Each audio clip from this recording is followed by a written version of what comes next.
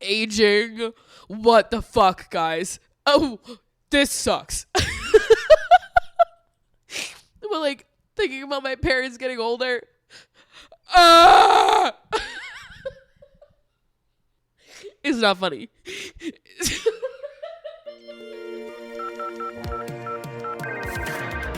where are you? Pick up your phone. I'm throwing a song party tonight, and you're obviously invited, so call me back. Okay, I love you. Bye.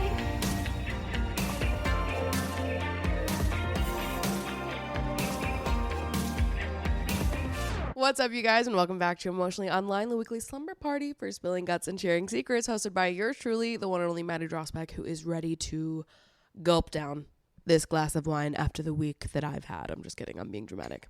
Being dramatic for no reason. I've actually had kind of a good week. I'm just exhausted, and it's Friday, and I'm ready to crack open this bottle of wine, drink myself a little Pinot Grigio, gab with the girls, and then I'm gonna make myself some pasta and watch a movie. It's a good day. It's a good day to have a fucking good day, people. Okay. Also, Lady Gaga released new music today, Harlequin. It was mostly covers. It's a very theatrical album, companion album to The Joker, which comes out next week. I am so excited.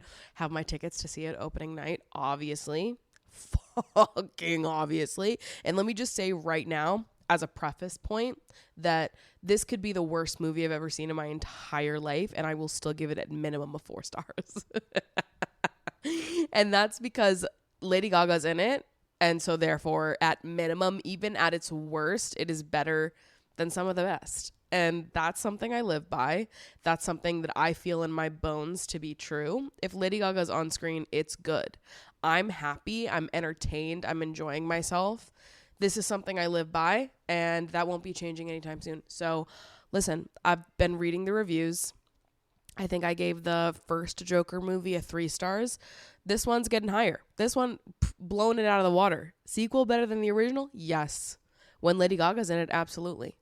And here's my thing. Harlequin, this album that Gaga put out today, which is just like such a treat knowing that the first single of LG7 comes out next month in October, album slated for February. Listen, 2025 is going to be so good. I can already feel it. But this being like a little treat to hold us over until we get the lead single of LG7, I love it. I love when Lady Gaga has fun. I just love Lady Gaga. I love anything that she does. I think she's a brilliant person. I love when she just lets herself be creative and lean into and fully immerse herself in whatever project she's working on at the minute. Like, this is a companion album to a movie she was working on because she was just so in it and so immersed, letting her creative self run wild. I love it. I love how she is so committed to the art and the craft above all else. She doesn't care that her fans aren't living, breathing, and dying for a musical theater album the same way she doesn't really care that her fans didn't want a jazz album. She doesn't give a shit. She's here for the art. She's here to make what inspires her to live her best, most authentic, creative life. And I love it. She inspires the fuck out of me. I support everything that Lady Gaga does in this lifetime. Even when she's a part of shitty movies, it doesn't matter to me. I gave House of Gucci a 4.5 stars. Jared Leto effectively played Waluigi in that movie. There's no way it was a 4.5 stars if Lady Gaga wasn't in it, but she was. So it was a 4.5 stars. Listen, I wish someone rode for me the way I ride for Lady Gaga. So anyways, Harlequin came out. It's fun. It's musical theater. It's mostly covers. I had a good time listening to it this morning while I did my little chores, got the girls breakfast. And I'm excited to see Joker next week. I'm going to be in that theater, head to toe in Gaga merch, ready to whoop it up with every other little monster in that theater. I hope that theater is full of gays. It would be so much more fun. I've been going back and listening to a lot of Chromatica recently just to amp myself up for LG7, remembering how much I love Enigma, how truly and deeply underrated I feel Enigma is as a song, and also how profound Stupid Love is when you listen to it through the lens of believing it's a self-love anthem. When I listen to Stupid Love, every time I'm having a bad day, and I'm just feeling like down on myself and I need like a little reminder from, I don't know, like my higher self, I listen to Stupid Love and I imagine it is me looking at myself being like, you're the one that I've been waiting for. I waited my whole life to become the woman that you are today. Gotta quit this crying. Nobody's gonna heal me if I don't open the door. Kinda hard to believe. Gotta have faith in me. Freak out, freak out, freak out, freak out. And you're like, it's all crazy and I'm doubting myself and I'm feeling all these negative things and it's so hard. But I need you. You're the one that I've been waiting for. I want your stupid love, you fucking idiot. Get it together. I love you. Love me back. Talking you to yourself. It heals everything in me. Every time I listen to Stupid Love and imagine it's me yelling at myself to like get it together because I am the woman I always wanted to be and you're here right now and I want to be loved by you. So get it the fuck together. It hits so much harder than thinking that it's a love song. Stupid Love is a self-love anthem. Stupid Love is a self-love anthem. I don't care what Gaga has said or hasn't said. Doesn't matter to me. Stupid Love is a self-love anthem. To me, that's what it is. And it's been so good re-listening to that. And it's been so good having these songs more in my rotation. Also, have been very into The Dare. Coming off of Charlie's album, yes. But also, I took a dance class 2 weeks ago. And we danced to Good Time by The Dare. And I was fucking obsessed. It was so fun. I feel like I had such a good time in the dance class. And now I've been listening to it on repeat. I'm excited for Spotify Wrapped to come out. I'm interested to see what my Wrapped is going to look like. Von Dutch is absolutely my most listened to song of the year. That's the only thing I know for sure.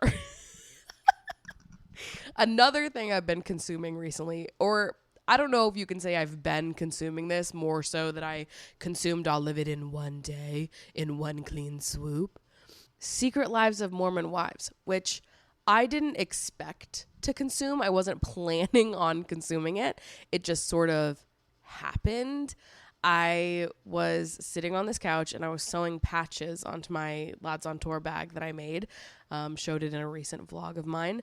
And I just needed something on in the background. I needed some background noise. So, I'd seen people talking about it, threw it on, and I didn't realize how long it was going to take me to sew the patches on. And so all of a sudden I'm like, halfway through sewing the patches on and I'm 4 episodes in and there's 8 episodes in the season. I'm like, well, I'm just committing to watching all of this now. Like, we're just in it. So I did. I watched the whole season in a day. Those women are crazy. Here are my reflections. Number 1, that show made me want to drink soda more than anything else has ever made me want to drink soda. Soda! Like, I left watching that show so pissed that there's not like soda shops around New York.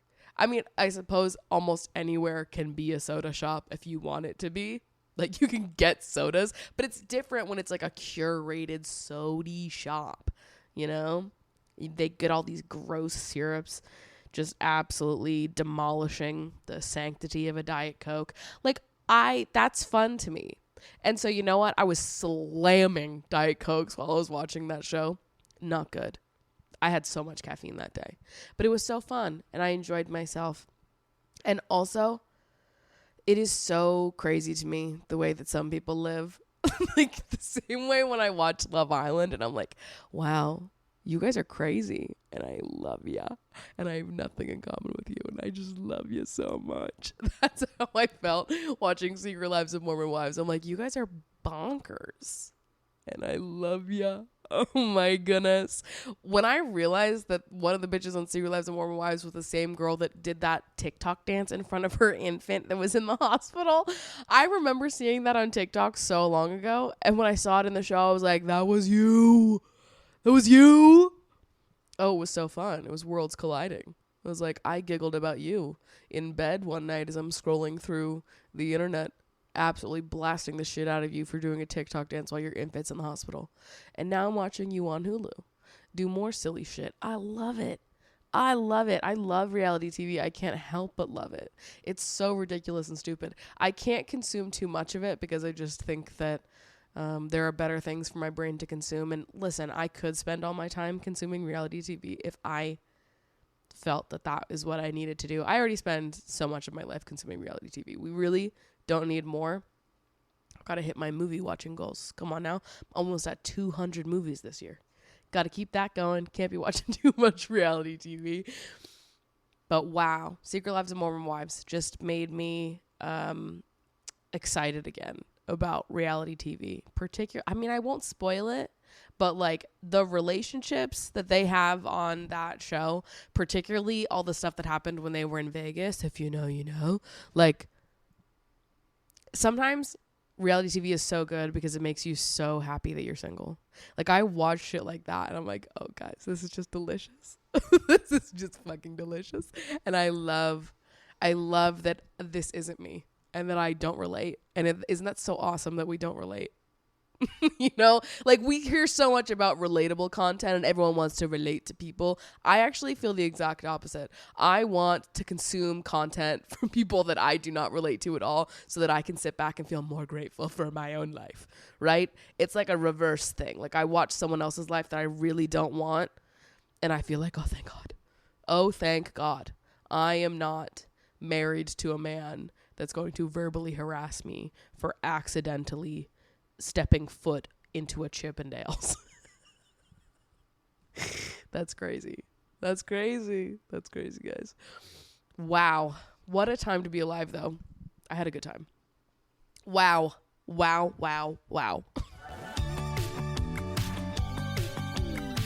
Something I've been talking about a lot in therapy is like this era of life that I'm in right now that I fear is just a product of your late 20s.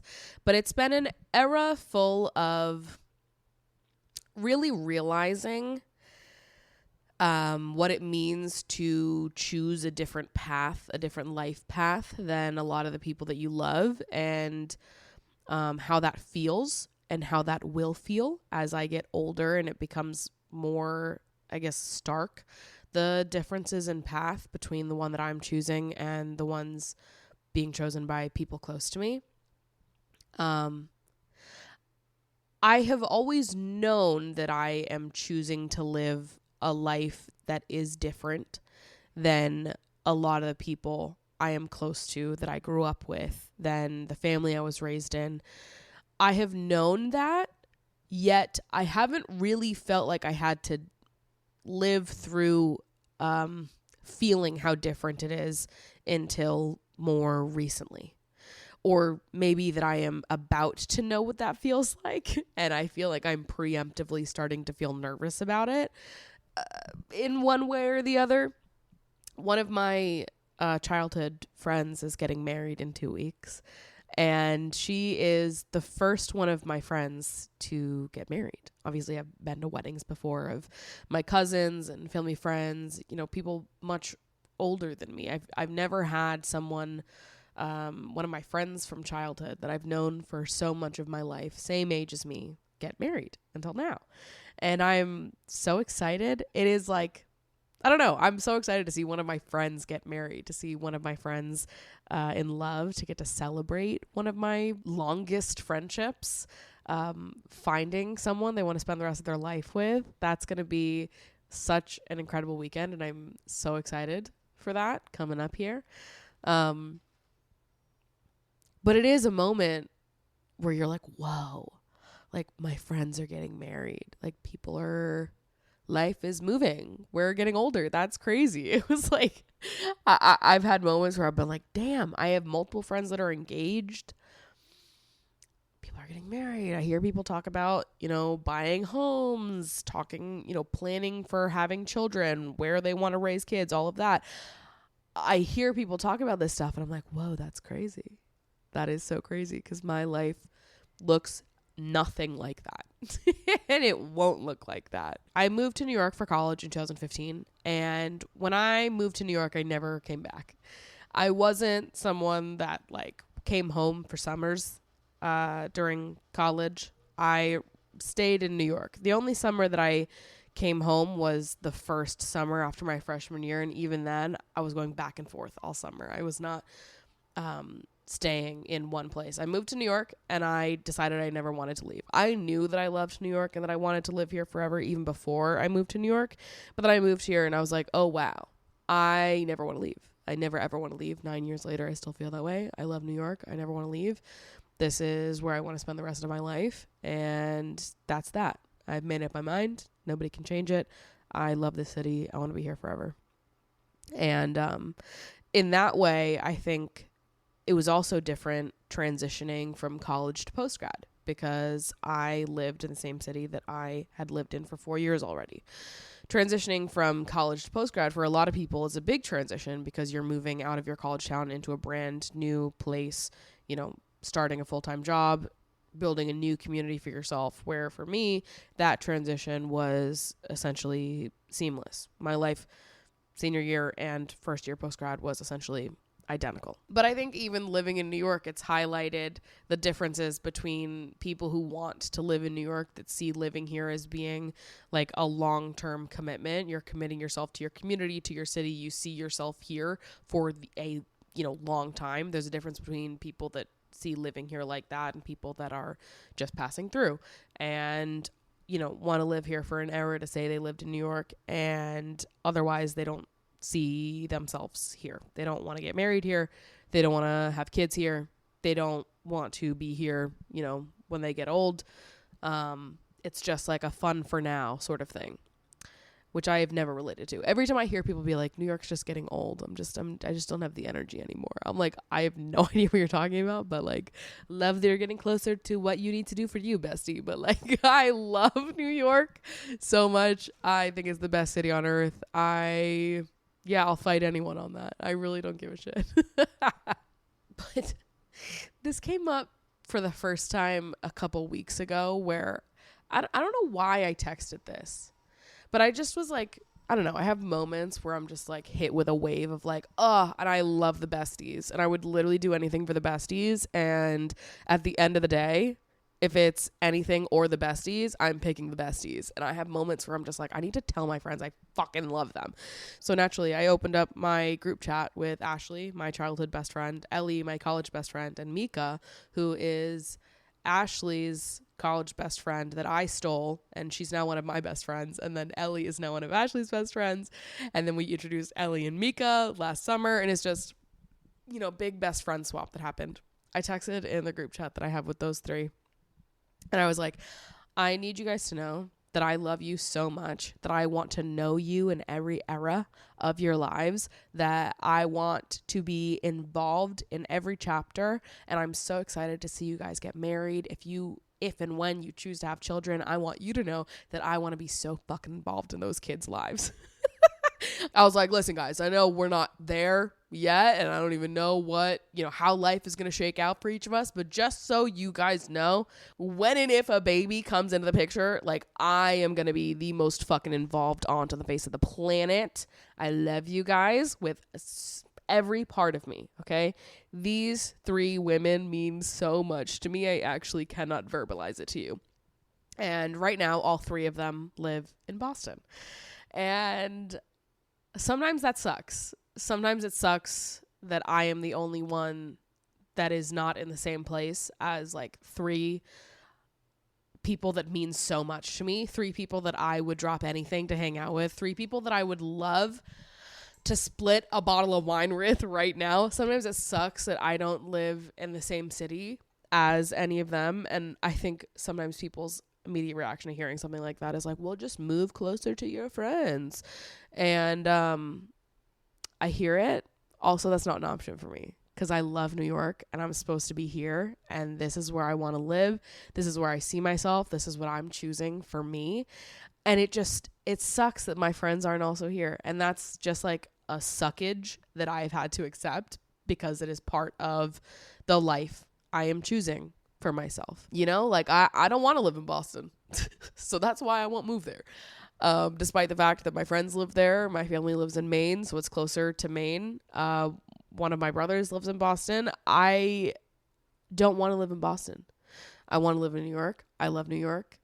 This is where I'm going to be. But yeah, it does suck that I live far from a lot of my best friends, and, my family's close, but, they're not an hour away. I can't just go drive to see them without it being a whole to do. And when I sent that text in the group, Ashley, you guys know Ashley, fucking obviously. Best woman on earth, famously said that. Ashley was like so touched by that, and we had like a great conversation about like what the future of our friendship would look like when children are in the picture, if and when that happens. And honestly, it's something that I've reflected on a lot very recently in life, because I have been so aware that like I am choosing to live a life that is different than the people that I love. And there is going to be a time in the near future, because I'm seeing these changes start to happen, where it's going to feel more evident that there's going to be more of a clear difference between me and the people that I'm closest to. And it's almost like I'm trying to preemptively prepare myself for when those changes happen. And in my head, I've been like, you know, I don't want distance to ever be the reason why I'm not close friends with someone. That's why I have put in so much time to maintaining my long distance friendships. And then it's like, well, I don't want children to change that. I don't want like changes in our priorities in life to change that. When my friends have fucking kids, my priorities change too. Those kids are now my priority as well. Like same thing when my siblings have kids. Like I know that I don't see myself having kids. And again, I say this and I'm not saying that there's no world where I would have kids. I just can't picture it. When I picture my future, I picture myself falling in love with someone, living in New York, and just being in love and traveling and living a creative life with this one person that I'm in love with. That's what I envision for myself. I envision a life that is like very free and just like creative and whimsical and fun and romantic. That's what I want. I don't see myself having children, but who knows? Who literally knows? I don't know who I'm going to end up with, where I'm going to end up. If I ended up in a relationship where we wanted to and that made sense for us, I wouldn't like say no because I'm committed to not having children. That's not what it is to me. I just don't foresee it happening. But I know that I'm close with so many people that do want kids. And obviously this is something that people have managed in the past. There are other people that have chosen not to have children, that have maintained close relationships with friends of theirs that have chosen to have kids and go on a different path. Obviously it works out. People, you know, learn and grow and you move and you figure out, you know, what your friendships look like in this new era. But this really is something that I've been thinking about a lot. Thought about it in the context of friends. I've thought about it in the context of family. I was talking to my dad on the phone about this last week, because I was like, I'd be lying if I didn't say that sometimes I didn't have this fear of being forgotten, that like someday everybody I love's lives were going to be, I don't know, full of a new life that I wasn't a part of, that people are going to get married and have kids and build their own families. And then there's going to be a day where I am like not in anybody's family picture. Does that make sense? Like, I don't want to cry, but like, I'm like so family oriented. But I am someone who really cares about family, and family has meant a lot to me my whole life. And I'm so sentimental and emotional about things, like, and there are some things I didn't realize were over until they were over. Like, I'm the oldest child, and when I moved away for college, I was so excited to go to college and just live in New York and do my thing. And I didn't realize at that time that like, wow, this is the end of the time in life where I get to live with my siblings, where we get to live under the same roof and see each other every single day. I was so excited to go to college that I didn't even realize that it was ending until it was over. Then I feel like I had a lot of moments. Oh God.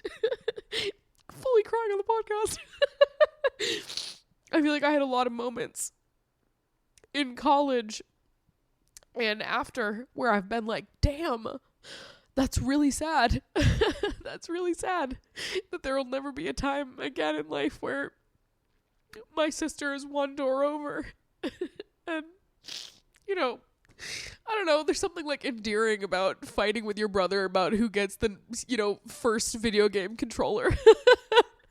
And there was a part of me that I was so excited about this next chapter of my life that I didn't realize that there was a big chapter ending in like my family life. And when you're the first one out, you miss out on a lot because your siblings are still young. And so I missed out on a lot of my siblings' childhood. And obviously I had to, like I had to go to college. I had to go to this next chapter of my life. I had to keep living and like go on my own life path. But I'd be lying if I said it wasn't hard sometimes because I wanted to be there and like be so involved in their lives. But it's like that, we just can't do that. I can't put my life on pause to stay at home an extra 8 years so I can watch my youngest brother graduate high school. Like, I have to go off and do my own thing and live my own life, and I will do everything in my power to maintain relationships with my siblings and my family, and I've done a damn good job of it. I'm very close with my whole family, but it's just like, it's so emotional, the changes, and like, you don't even realize that it's happening until all of a sudden it is happening. And I feel like the youngest sibling gets like a slower ease into that change because they're the last one to go. So you see every sibling that's older than you leave, and there's like a little tiny incremental change that happens until you go. And in my head, that probably makes it easier, but in some ways maybe it's worse because it's a slower ripping of the Band-Aid. I don't know. But to me, it was like all in one go. And then I was somewhere else and my whole family was at home and I was missing out on that. And I don't know, it's like as I'm getting older and I'm entering my late 20s and I'm seeing people enter this next chapter of their lives, sometimes I worry about like if there comes a day, and I don't know, I guess I just start thinking too far in the future and I don't know what life is gonna look like, and I just, it's hard feeling untethered or like you don't have an anchor. I am my own anchor and I am a great fucking anchor, but sometimes it is hard to be choosing to live a life that you don't have anybody on the same path as you yet. I'm 27, I'm young, like I have time to find people that have the exact same vision for life or the future that I do, and like I will make new friends in every chapter of my life. Community ebbs and flows and changes and we all go on different paths, whatever. It's just like hard. It's hard to like see it all happening, but it's hard for me to not sometimes be in my head like, damn, is there gonna be a day where everyone I know and love has families of their own and I'm just like an accessory in everyone's lives and I'm not necessarily like a central person that somebody is tethered to? And that scares me. I think that does really scare me. And sometimes it feels like marriage and children is the only way to like guarantee that, right? I mean, even then it's not guaranteed, but in my head it's like, okay, well, marriage and children, that's how you guarantee that you always have like people tethered to you and that you always have, people that their lives are intertwined with yours in such a serious way versus like, you having your own separate lives that maybe occasionally overlap and intersect. For the most part, you're completely on your own. And I feel like that's why I feel like I want to make clear to my friends now that I'm like, I want to be involved in your lives in every fucking chapter. And like when you have kids and when your life looks different than mine, I want to be there for that too. I want to be in your lives forever. I want to be important figures in your children's lives. Like, I will drop everything for you guys, and I need you to fucking know that. And I think I'm feeling the need to reiterate that to the people I love now because I'm like, oh my God, there's so many things that are changing. People are getting married. I have friends that are talking about moving out of New York to like figure out where they want to settle down when they do have kids. Like, that's crazy. I'm just on a completely different life path, schedule, timeline, goal, all of it. I do not fucking relate. It's just crazy getting older, and like it's harder to avoid seeing, wow, okay, this is different. I have chosen to do something different. And I knew that I was, but I maybe didn't know that I was until now I'm getting older and I'm like, holy shit, whoa. And now I'm nervous and now I'm worried. And I know I don't have to be worried. And I know that like all of my friends that I've talked to, even when I talk to my dad about it, everyone's like, Maddie, what are you talking about? They're like, you are way too ahead of yourself. You're living way too far in the future, girl. Like, for one, you don't know what the future is going to be like, or like, I don't know, who you're going to be in community with 20, 30 years from now, and like how similar to you their lives are going to be. You don't know, what relationship you're going to be in, or what that's going to look like, how tethered you are to another person in that way. Like, there's so much you don't know about the future. I have just felt worried. I've just felt scared, I think, thinking about the future. And about how I think I have maybe chosen a life that is at risk for loneliness. And the thing is I actually wouldn't change a single thing. I feel so confident and like happy in the life that I've chosen for myself. And there are things that I wish for and I long for, like, living closer to my friends and family. And who knows how that'll change, when we get like older. I can't even think about that. That makes me want to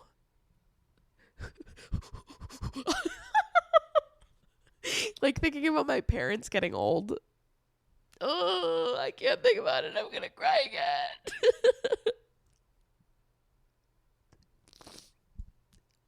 Oh my God. Aging. What the fuck, guys? Oh, this sucks. But like thinking about my parents getting older. Ah!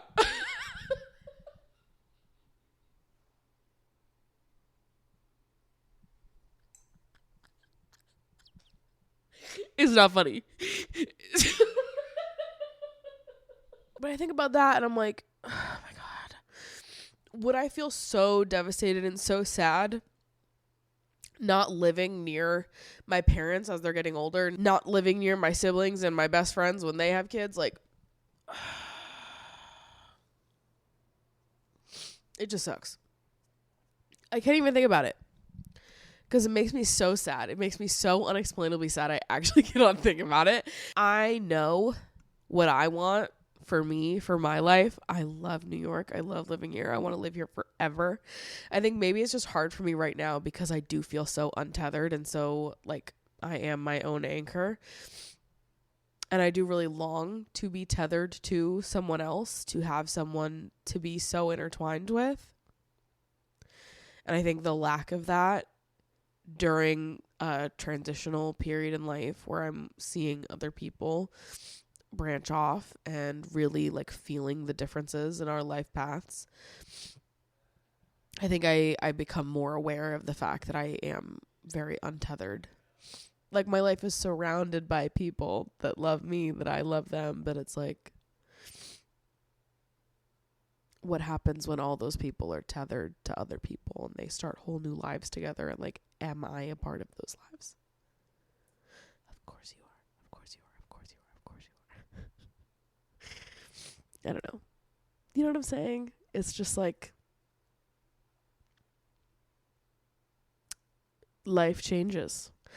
Life changes and you get older and suddenly you're like, crying in the group chat, telling your friends that whenever they have kids, you're going to figure out a way to make it work, baby. I'm taking that Amtrak up once a week. You need a babysitter? You just let me know. I don't care that I don't live in your city. I will find a way to make it work. Okay? Your kid's acting up. You call me. You put me on FaceTime with that motherfucker. I'll give him a word or two. All right? You need a break from parenting? Just call me up. Call me up and I'm there. Okay? I want to be involved in these fucking kids' lives, these unborn children's lives that I'm making up inside my head. It is crazy, though. And it is a strange and beautiful and yet painful thing, knowing what you want for yourself so certainly, and also having that be in contrast to what the people that you love the most want for their own lives. It is hard being so self-certain and also being certain of a life that is different than the people that you are closest to. And I miss my family, and I miss my best friends that don't live in New York. And, you know, I wish my sister didn't live all the way across the country in LA, because I miss her more than most things in life. Same with my brother, who also lives in LA. It is, it sucks not to see them every day. I cannot talk about this again because I will cry for another time. But I do miss when I got to see those people every day. I undervalued how cool it was to get to hang out with my siblings every day. To drive to the dance studio with my sister after school every day.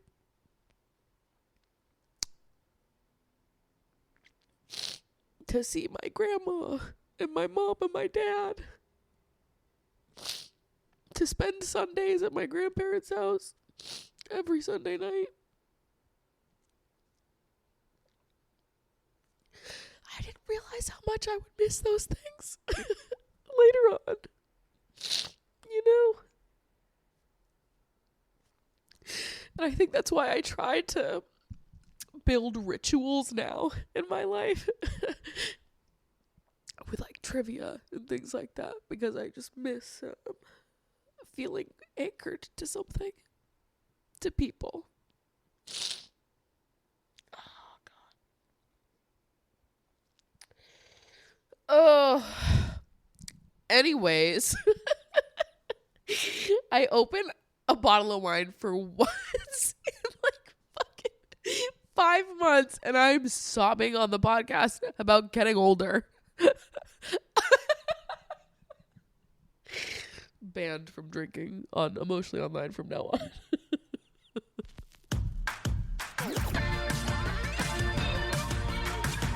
I'm gonna be sniffling throughout the rest of this episode. Jeez. Let's get into these audience submissions, shall we? There's a lot of good stuff in the box right now, so let's dive in before I pour myself a second glass of wine.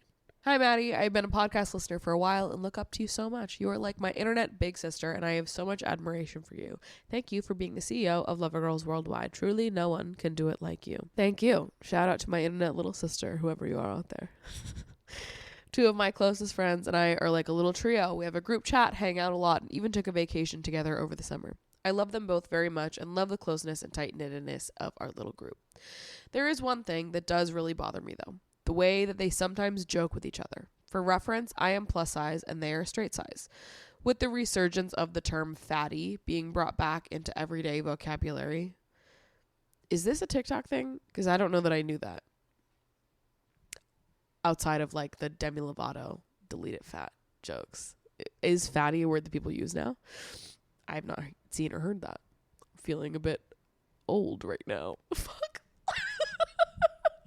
They have been using this term to joke with each other in front of me. They would say it to each other as a joke and grab at each other's stomachs and even pay attention to the amount that the other will eat and comment on it by calling them fatty. Whoa, what? They do not joke this way with me at all or say any of those things to me, but they have no problem doing it in front of me. Wait, how is it a joke though? That seems really mean. I don't really know what to say, so I've just said nothing. I just don't know exactly what to say and fear that they will just say that I'm insecure about my weight or something, which I don't think that they would do, but I'm really just not sure about how to confront them about this. Again, this is something that doesn't happen every time we see each other, but rest assured if eating something is involved, it definitely will happen. One-on-one, this doesn't even come up, just when they're together. Just wondering what insights you may have on this. I love you so much, and I'm so grateful for your podcast. Whoa. Okay, whoa. I was being so genuine. I didn't realize that people were actually back to using the word fatty with their friends as a weird negative dig thing. That's bizarre. I haven't heard that in so many years. How weird. How weird. This is a reminder to everyone. Let me just use this quick plug for my belief system real quick. Fat is not a bad word. It's just a neutral descriptor. However, obviously people do use this word in a negative way. They say it in a negative tone. They say it as a bad thing, and that is not right. I think the usage of the word fat as an accurate descriptor is totally fine. I refer to myself as a fat woman. If you were having a conversation about me to another person, you can call me a fat woman or a plus size woman. Both things are fine. Both things are accurate ways to identify me. That would not be offensive to me in any way. It is simply a neutral descriptor. That said, you know when someone is using the word fat in a negative way. The word fatty is kind of hard for it to ever be not a little negative. Like if you went around like, oh, I watched this YouTuber, Maddie Drossbeck, a fatty, it'd be like, okay, that feels a little aggressive versus being like, oh, I watched this plus size YouTuber, this fat woman on YouTube, Maddie Drossbeck, which maybe it's a little weird to even lead with that like physical qualifier. But if you were telling like another fat person like, oh, there's this fat YouTuber that I watched, because then there would be some sort of reason you were telling people that I was fat, because my body image had something to do with why you were recommending me. Anyways, not at all what I was talking about. Interesting that we're just throwing everything to the wind. Not necessarily surprising, because as we've talked about many times on this podcast, the like state of body image and fat phobia in the world right now is really not looking good. And yeah, it makes sense to me as we're seeing the resurgence of more and more like shitty body image language and takes from the early 2000s. We're seeing the resurgence of something like this as well, where people are just cool with calling thin people fatty in front of fat people and pinching at their stomachs and making fun of themselves or their friends for being fatties while their plus size friend stands there and watches them. Yeah, I mean, we all lived through that at one point in our lives. It just is crazy that it's happening in 2024. So let me just affirm to you right at the gates here that that is completely unacceptable. And you have every right to be uncomfortable by that and to be upset by that. It is objectively very weird and tone deaf. I have never understood this. Like, every time someone did this, every time a thin person would like use the word fat in a negative way in front of me, every time that's ever happened to me in my life, I've always been like, I feel like I'm in a time warp. Like, I feel like I've entered a black hole, this like space in time where nothing makes sense and I'm just here floating above myself. Like, every time that ever happened to me, I was always like, you think I'm the right audience for that? Like, sorry, you think that you as a thin person are looking at me, who is very obviously several sizes bigger than you. You're going to look at me and call yourself fat as a mean, negative word. Okay. So did we not think for 1 second how that was going to hit? Like, did we not consider the audience for this? It's just like, I don't know. It perplexed me every time it happened, because I was always like, are we really not thinking about anyone besides ourselves? I know the answer, but I need you to say it. We just need to do some thinking about the audiences that we say things in front of and what our words mean. I just need people to have a little bit more self-awareness, to have a little bit more of their, wits about them when they're sitting back. If you're going to rip one at the dinner table with your plus size friend sitting across from you, maybe before you start ripping in on yourself about how you're so fat and ugly, think about the fact that you have a plus size person sitting across from you at the table. And if you are so fat and hideous and horrible and disgusting, what does that make this person that is actually a plus size person, that is actually a fat person sitting across from you? Okay, so let's think. Let's use our brains for one quick second. Because we're just sincerely way too old for this, and it's 2024, and we just need to get with it at this point, okay? Because you've had more than enough time to educate yourself on why that's a fucking load of bullshit. Which is also why I have a hard time having empathy for people that are still speaking like that in 2024, because I'm like, listen, you've had access to the information on how to be better for years now, okay? This conversation has been a conversation for years and years and years and years and years at this point. You have access to the computer. You have access to your phone. I know that you've seen this shit. This conversation is not new to you. Like, you have had time and you have had the resources to be better, and you're choosing not to, and it's at the expense of your plus size friends. So let's think about it. Let's think about it, because your plus size friends need you to be better and to be more conscious of the language that you're using. Okay? Because it's not fucking hard, and some of you look goofy.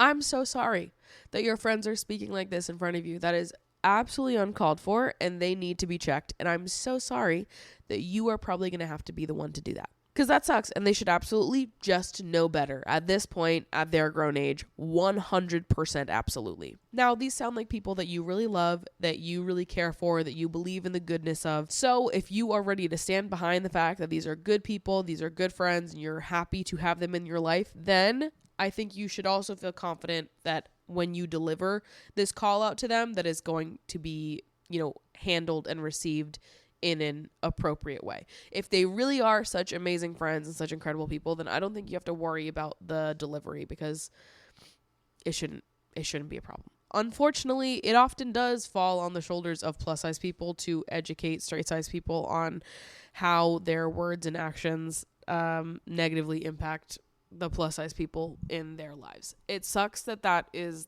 the truth. Okay, Mango. If I were you, I would bring it up before it happens again, because at least if it were me, if it happened again in front of me and I was in my head trying to, work up the courage to bring this conversation topic up, I might accidentally get angrier than I intend to if I'm reacting to it happening in the moment. I think my delivery would probably be better and received better if I brought it up outside of a moment where it's happening.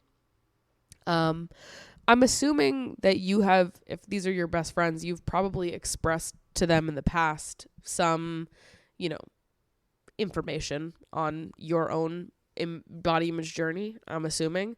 So this is also where it gets weird to me, because I'm like, I just don't understand how close friends could say things like that and not think about you.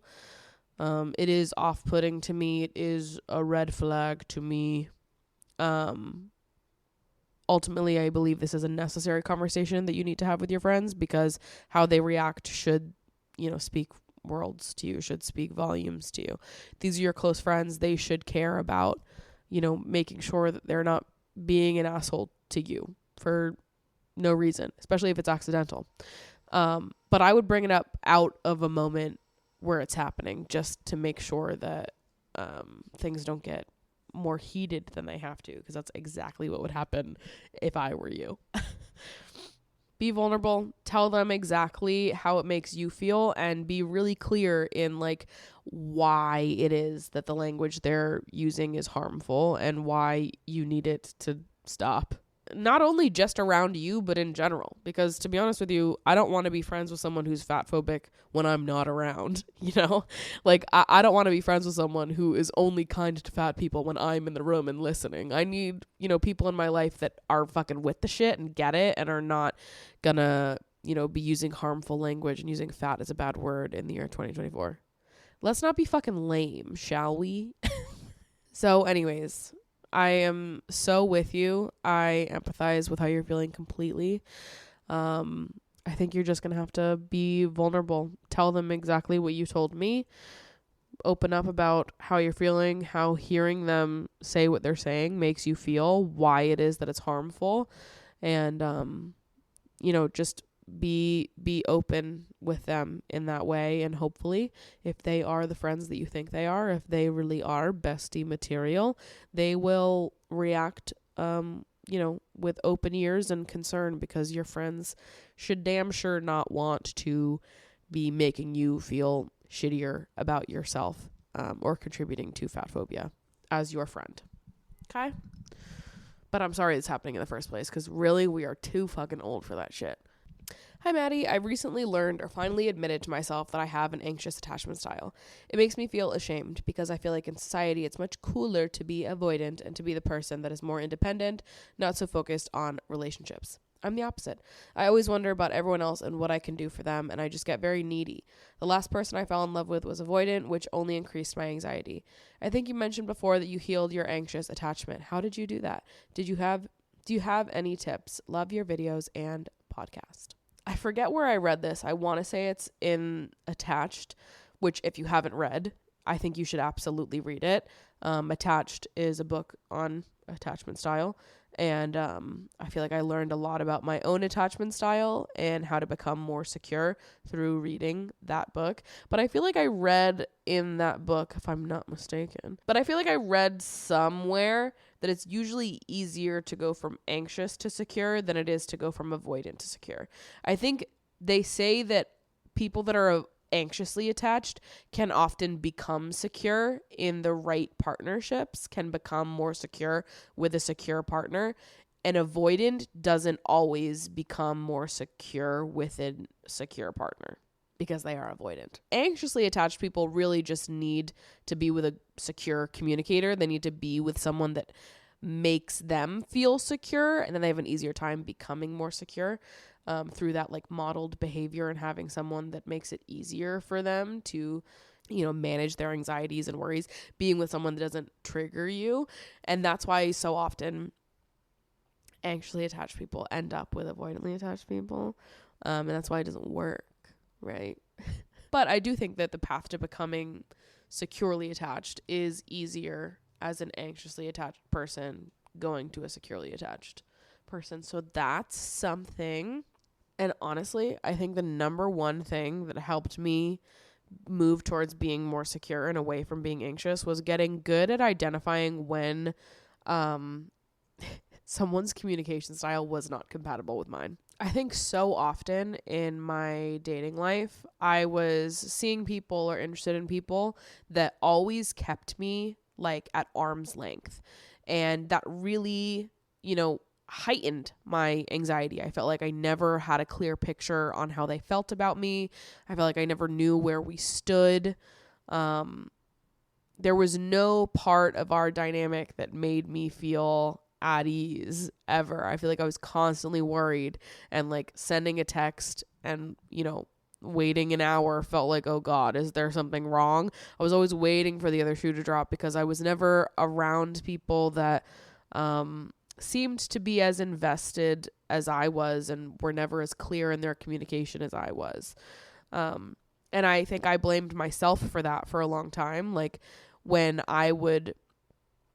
other people would not be clear with their intentions or would maybe be a little shady with their intentions, I assumed that it was me that wanted too much, that was asking for too much. I've talked about my too muchness on the podcast so much because for so long that really is what I put it on. Like I blamed everything on myself and that I was asking for much. I was doing too much. Like I was overwhelming when really I was just looking for somebody to match me and to take enough interest in me so that I was able to learn what it was like to feel more secure. And I think with the most recent person that I had feelings for, they were really the first person ever that didn't trigger my anxious attachment. And I think one of the major reasons why they didn't trigger my anxious attachment is because they were such a fantastic communicator. Even when we weren't on the same page, at the end of it all, we were not on the same page. But throughout our entire, friendship, time being close to each other, I always felt like I understood him and that he understood me.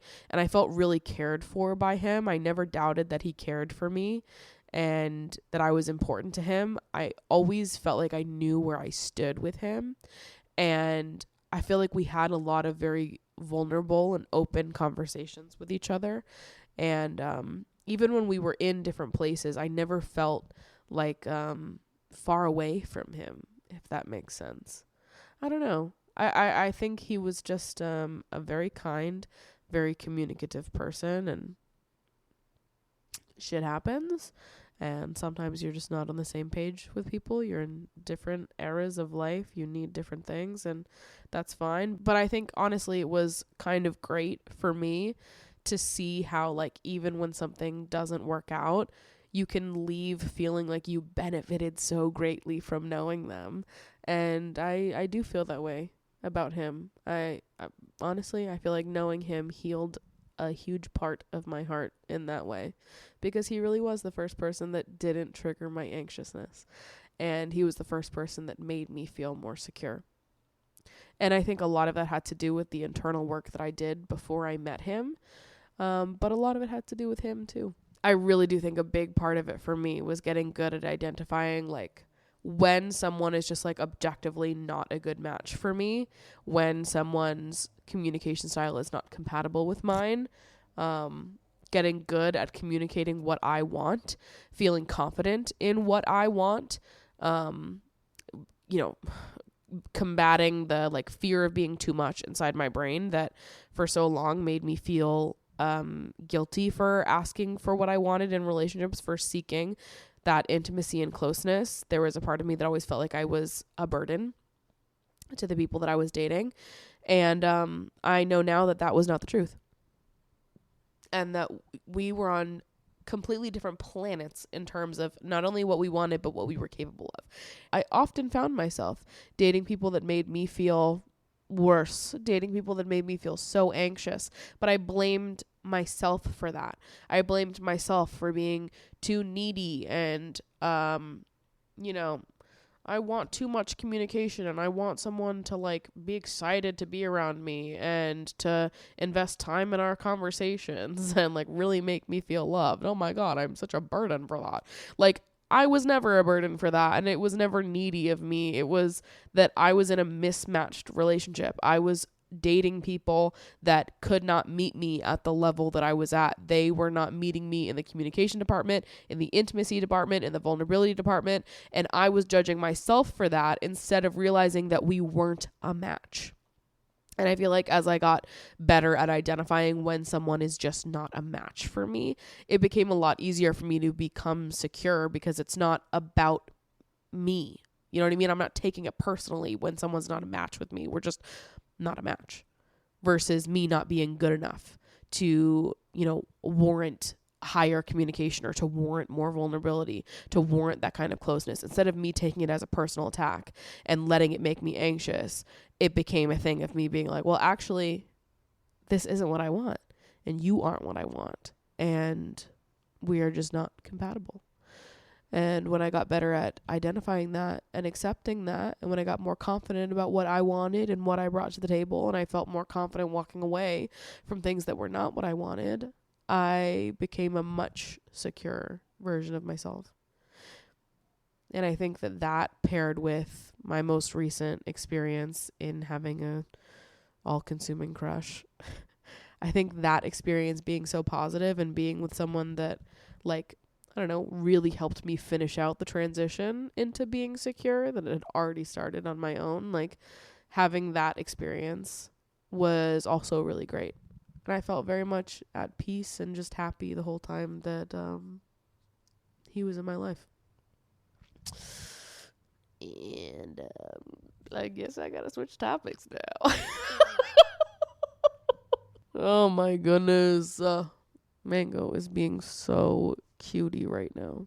I gotta give her some solo mommy time, little pockets of it throughout the day, because the babies are crazy. They're still here, but I put them in the other room while I do the podcast so Mango could have some alone time with me. And I'm glad we got it. I'm glad she came here and cuddled. That was so sweet. Now my neck fucking hurts from being bent through that whole segment. Oh, vey. What a day we have had. It is 6:30 p.m. on Friday, September 27th. I'm about to finish this glass of wine, edit this entire podcast, cue it to go live tomorrow, which is today when you're listening to this. And then I'm going to have a good fucking weekend. I'm planning on digitizing my entire wardrobe this weekend, which is going to be such a beast, but I'm quite excited to do it. It's going to be a lot of fun. Just listening to a podcast, listening to some music, digitizing my closet, doing some organizing. I think it's going to be greatly satisfying to me. I love data. Oh, it's going to be so awesome once I can track my like cost per wear, the whole value of my wardrobe, see what pieces I'm neglecting very clearly, and also style outfits digitally. It's going to be awesome. So anyways, that's what I'm up to when you're listening to this podcast. I'm going to make a video documenting that process over on my YouTube channel. So stay tuned for that. And apologies for the inconsistency in posting schedule recently with the podcast. Life has been cuckoo crazy bonks. I'm starting now to get my footing back again. So sorry for having a crazy posting day and posting sort of whenever I want to over the past like 2 months. I think next week I should be on top of my shit again.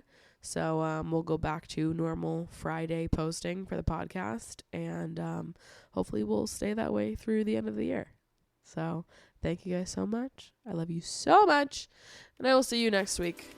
Goodbye.